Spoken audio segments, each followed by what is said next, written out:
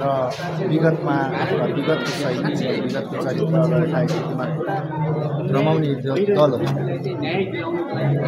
जनभावना जरुरी छ। र नागरिक आम नागरिक जसले यो मुद्दामा विशेष चासो राख्नु भएको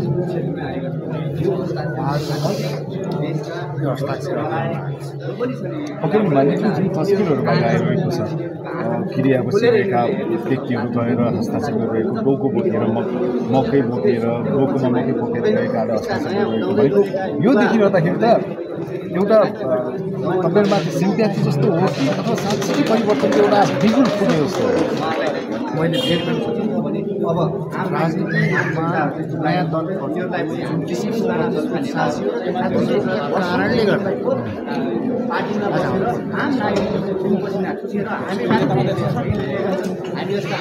जो जस्तै नागरिकलाई कुरामा राखेर एउटा जबरजस्त भाष्य जुन बनाउनको लागि गरिएको असफल प्रयास यतायतवादीहरूले गरेको असफल प्रयास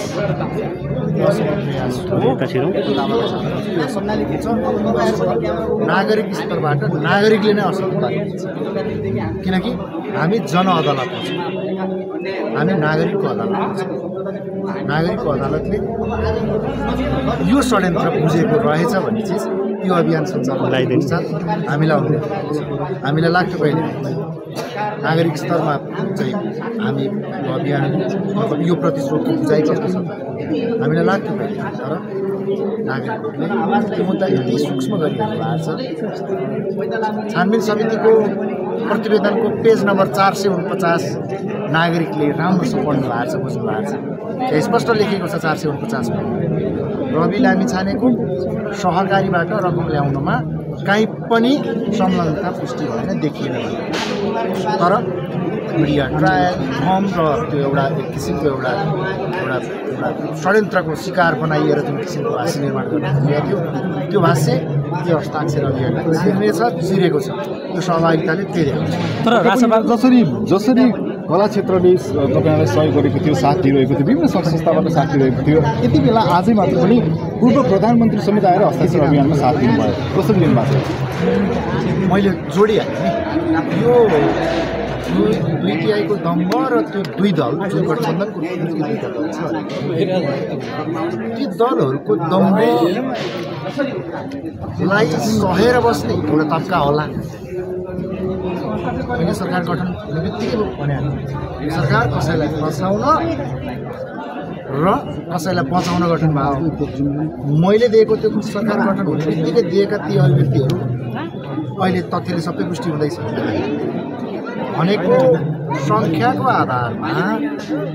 सङ्ख्या त अहिले त्यो दुई दलको त्यो ठुलो दल भनेर भनिएको र ती सङ्ख्याका दम्बहरू देखिराखेका छन्। म दावाका साथ भन्छु यदि यही बिचमा मध्यावधि गर्ने हो भने हिजोको उहाँहरूको सङ्ख्याको हालत के हुन्छ त्यो मध्यावधि देखिन्छ। 84 को कुरा नगरौँ, 84 सम्म अझै नजाउँ भनेको जुन हिजोको त्यो हिजो यो 2.5 वर्ष अगाडिको त्यो मतमध्येमा हाम्रो 12 लाख पवित्र मत, फेरि जोड्छु पवित्र मत, त्यो कस्तो मतलाई पवित्र भनिन्छ भनेर अझै सोध्नुभयो भने म भनौँला। 12 लाख पवित्र मत पाएको पार्टी दल जुन दललाई जसरी यो 2.5 वर्षको बिचमा घेराबन्दी गरियो, जुन शैलीसँग यो दललाई अस्वीकार गरियो, त्यो जनमतलाई अस्वीकार गरियो भने देख्नु भएको थियो होला नि प्रधानमन्त्रीले कतै बोले के अरे वडाध्यक्ष हुने हैसियत नभएकाहरू आएका छन्, जबकि उहाँको पार्टीको उपाध्यक्षलाई अलि पछाडि पारेर अलि पछाडि 8-10 हजारको मत पछाडि पारेर आडमा मत 12.5 लाख मत 8 जना प्रत्यक्ष 13 जना समानुपातिक सांसद 21 जना छन् भनेको जनमतलाई कसरी पहिलो फेज कसरी उपेक्षा गर्यो उहाँहरूको अभिव्यक्ति।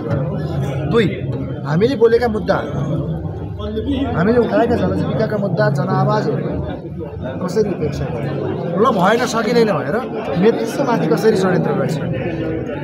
अहिले सदन देख्नुभयो चौथो दल आन्दोलन छ, सत्ता सञ्चालकहरूले सुन्दैन भनेको त्यो दलको त्यो अहिलेको सङ्ख्याको आधारमा जुन दम्ब देखाइएको छ त्यो दम्बलाई अस्वीकार र अस्वीकृति गर्नेहरू, यो दम्बलाई अस्वीकार गर्नेहरू र अस्वीकृति गर्नेहरू राष्ट्रिय स्वतन्त्र पार्टीमा लाई सहानुभूति भन्नुहोस् अथवा शुभेच्छा प्रकट गर्नुमा भन्नुहोस् अथवा यो मुद्दालाई षड्यन्त्रको यो मुद्दा बुझेर हामीलाई एकता गर्न आउनुहुने सबैलाई म फेरि पनि जस्तो मानिज्यू कृतज्ञता पनि व्यक्त गर्न चाहन्छु।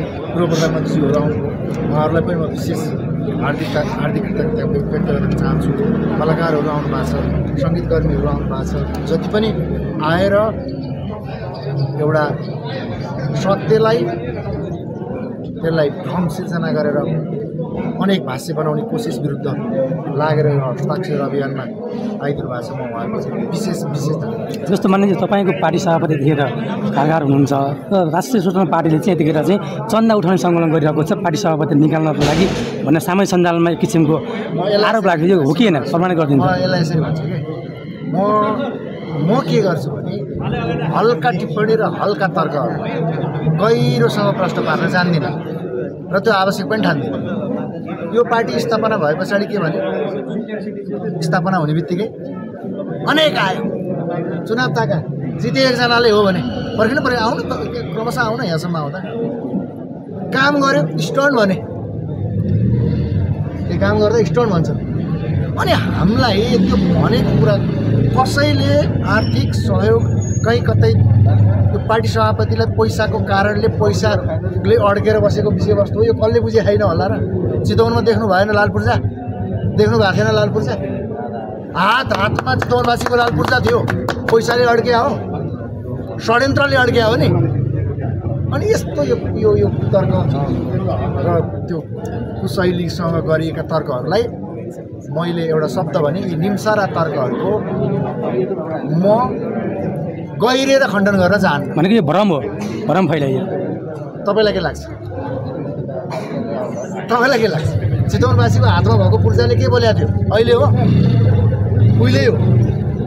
अनि यस्ता तर्कहरू जस्तो अहिले भर्खरै सत्तापक्ष नेताले चाहिँ नि तपाईँलाई घुमिरहनु भएको राजसभाको नेतालाई कन्सल्टेन्सी चलाएर भिजिट भिजामा जापानतिर मान्छे भेट्ने अनि यहाँनिर फोन गर्ने उठ्ने भनेर आरोप लगाउनु भएको छ। जोगाउनेहरू मैले अहिले चाहिँ तपाईँलाई जोगाएको छु। जोगाउने र फसाउनेको त्यो चिज मैले अहिले तपाईँले हुनुभयो क्या?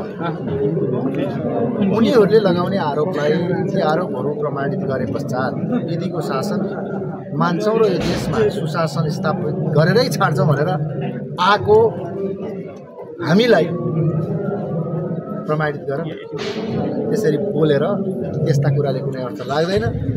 अनि फेरि पनि षड्यन्त्रहरू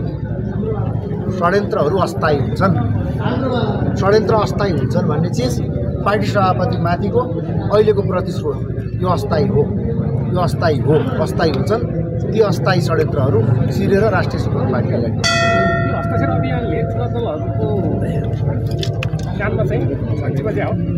होइन, मनमा ढ्याङ्ग्रो बजे हजुर। घन्टी त उहिले बजाएको 79मै घन्टी बजाइदिइसकेका छौँ, सदनमा घन्टी बजाइदिइसकेका छौँ। यो राज्य ढुकुटी दोहन गर्न पल्केकाहरूको घन्टी उहिले बज्या 84 सम्झेर अब मनमा ढ्याङ्ग्रो बज्या। योजना के हो मानिज्यू? अन्तिममा एउटा प्रश्न, 84 को योजना चाहिँ के हो? कसरी अघि बढ्नु? 84मा यथास्थितिमा यो देशलाई राख्नेहरू, यो देशको राज्य ढुकुटी दोहन गर्नेहरू, यो देशमा अनेक किसिमका षड्यन्त्र मचाएर आफ्नो राजनीतिक शक्ति कायम गर्नेहरू, यो देशलाई विकासको चरणमा टेक्नै नदिनेहरू, यो देशमा युवा पलायनको मूल कारक तत्त्वहरू। कर्नाटक म बेङ्गलोरबाट आएको थिएँ, सुदूरपश्चिमबाट होइन, 5 चोटि प्रधानमन्त्री बने। बेङ्गलोरमा मात्रै सुदूरपश्चिमका 10 लाखभन्दा बढी युवा रहेछन्। कसका कारणले? मेरा कारणले, रवि लामिछानेको कारणले, राष्ट्रिय स्वतन्त्र पार्टीका कारणले हो। यिनका कारणले युवा पलायन भएको हो। यिनीहरूको 84 को योजना भने यो सबै अहिलेको 35 वर्षको छ नि, यो चिजको अन्त्य गर्ने, यो देश बन्छ, यो देश बनाउन सकिन्छ। त्यहाँ युवाहरूले सशक्त राजनीतिक रूपमा हस्तक्षेप गरेका छन् 79मा। त्यो 79 को हस्तक्षेपलाई 84 ले प्रमाणित अनुमोदन गर्ने। बालन हड्काहरू कहाँ हटाउँछ यहीँ हटाउनुपर्छ यही अभियानमा हटाउनुपर्छ कसरी हटाउनुहुन्छ अलिकति क्लियर बनाउनुहोस् आएपछि हटाउँछ